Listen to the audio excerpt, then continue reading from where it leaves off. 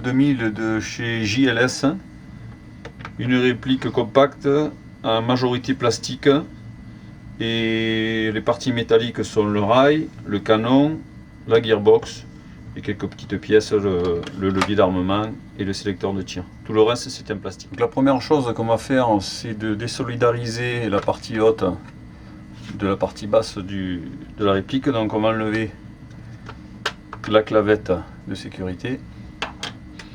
Et donc après il suffit simplement de faire avancer l'ensemble. Donc là, à ce moment-là, on a accès au hop-up là qui est sorti, donc qui normalement est engagé. Voilà, ça c'est sa position normale. Donc toute la partie hop-up qui est ici, et donc en tirant, on sort le canon.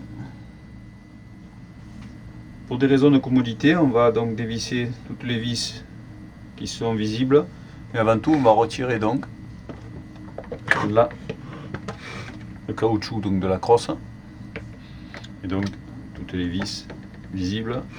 Il y en a une qui est invisible qui est ici, où on pourra accéder lorsqu'on aura retiré le garde-main. Donc on dévisse toutes les vis. On va sortir donc maintenant le garde-main. Pour sortir le garde-main, normalement c'est juste clipper dessus. Alors à l'arrière il vient à peu près bien, par contre en haut il est un peu plus difficile à sortir. Donc on va l'aider un peu avec un tournevis. Voilà. Voilà, le garde-main tient juste avec deux clips. Avec, on voit à l'intérieur bien sûr la masse pour simuler le poids. Et donc là, on accède à la dernière vis qu'on va défaire.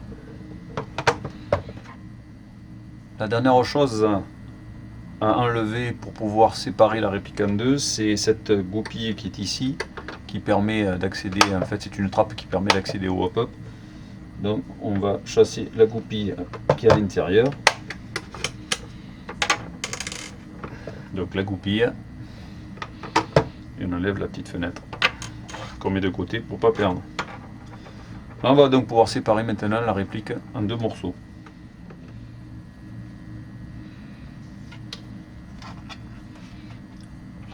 On remet de côté, ou on remet la rayure dessus pour ne pas le perdre. Voilà la réplique séparée. Donc on accède à la batterie, tout ça. Donc bon, bien sûr normalement il faut enlever la batterie. Là je l'ai laissé juste pour vous faire voir l'emplacement. Donc, première chose à faire bien sûr, donc enlever la batterie. Une fois que la réplique est en deux morceaux, accès à la gearbox. Il faut enlever le petit puits de chargeur qui permet de faire monter les billes au niveau du nozzle. Le reste doit tenir. À la rigueur, faire aussi sauter cette petite pièce là. C'est celle qui tient en fait la petite clavette. Quand, en fait c'est ici. Donc on met de côté. La pièce à retirer, ça sera donc la tringlerie et la gearbox. Soit vous enlevez la gearbox toute seule en essayant de faire venir la tringlerie doucement, mais c'est galère, donc le mieux c'est carrément d'enlever la partie tringlerie, donc c'est la tringlerie de la détente, en dévissant cette vis ici. Donc on dévisse là et après tout sort. Donc là aussi, pensez à mettre la vis de côté. Là, la tringlerie. La gearbox est juste mise comme ça. Alors il faut faire attention à la tringlerie parce que voilà la tringlerie comment elle est faite. Donc de ne pas perdre le petit ressort qui a juste au-dessus là, au niveau de la tringlerie. À ce niveau-là, de bien le récupérer et de ne pas tomber bien sûr ce que je viens de tomber moi. Ça c'est le levier de détente. Donc voilà, on enlève, on met tout de côté.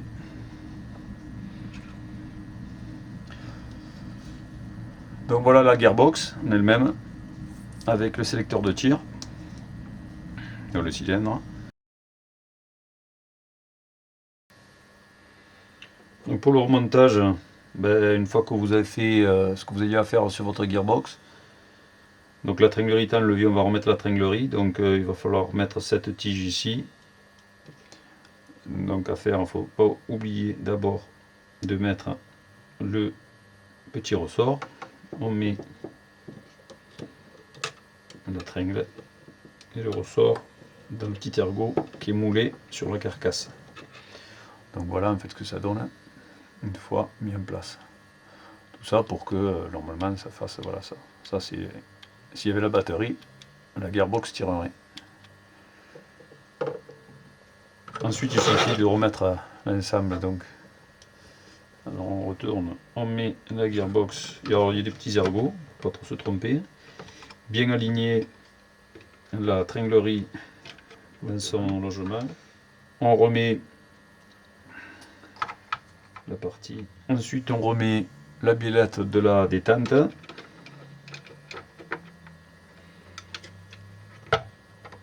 on vérifie que ça fonctionne, on remet bien sûr la vis,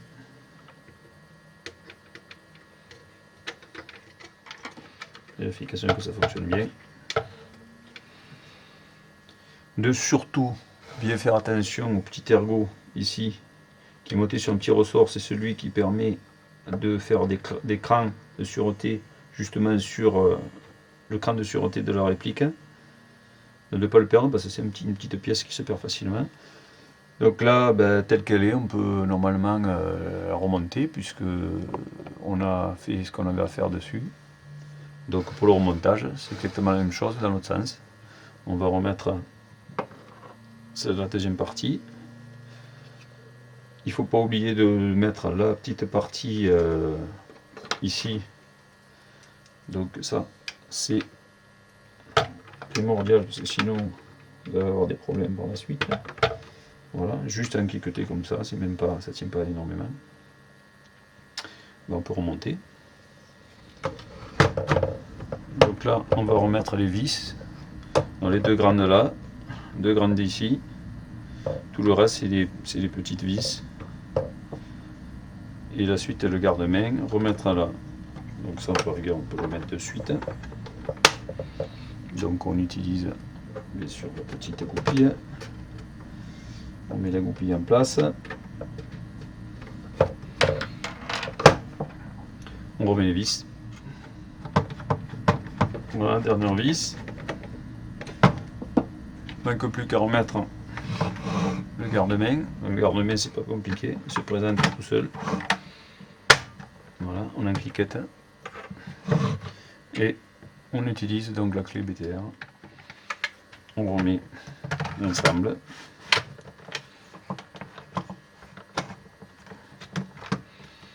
Une fois que l'ensemble est remis, on peut remettre la goupille en place. Alors la goupille, par contre, elle est des fois pas facile à mettre parce qu'il y a un petit, il faut pousser. Voilà. Voilà, là on a quasiment tout remonté. Il manque plus qu'à remettre donc la protection de crosse en caoutchouc. Donc voilà.